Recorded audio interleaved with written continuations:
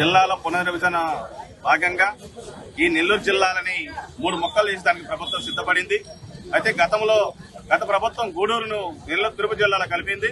అక్కడ సీఎం కొడుకు సాక్షాత్తు టవర్కా సెంటర్ లో మేము అధికారంలోకి వస్తానే ఈ గూడూరును నెల్లూరు జిల్లా కలుపుతాం అని చెప్పి ఆ రోజు హామీ ఇచ్చారు.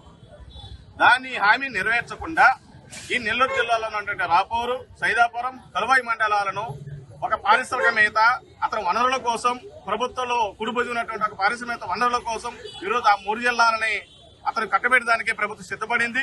అయితే ఆ మండల ప్రజలు కూడా భారీ ఎత్తున ఆందోళన చేశారు. మేము పీడీఎస్ ఇప్పుడే ఒకటే చెప్తున్నాం, మీరు సైదాపురం మండలంలో మైనింగ్ కోసం, రాపూర్లో ఎర్రచందనం కోసం, కలువాయిలో ప్రభుత్వ భూముల కోసం మీరు ఆ వ్యక్తి కట్టబడాలని చూస్తే మాత్రం నెల్లూరు జిల్లా ప్రజలు ఊరుకోరు. ఈ రాపురం మండలంలో కండలేరు డ్యామ్ ఉంది.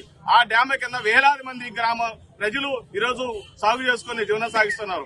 ఆ డ్యామ్ తిరుపతి జిల్లాలో పోతే మొత్తం అక్కడ ఉన్న నీటి సమస్య తీవ్రంగా ఉంటుంది.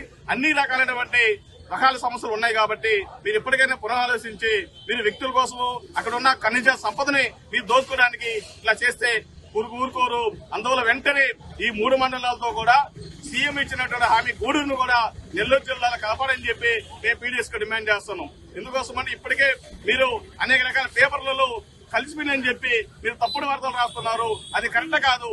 సీఎం నేరుగా ఖచ్చితంగా అధికారిక జీవో విడుదల చేసి అధికారిక ప్రకటన చేస్తేనే ఈరోజు ప్రజలు ఉంటారు తప్ప మీరు చేస్తున్నాం అని చెప్పి మీరు చేస్తే కుదరదు.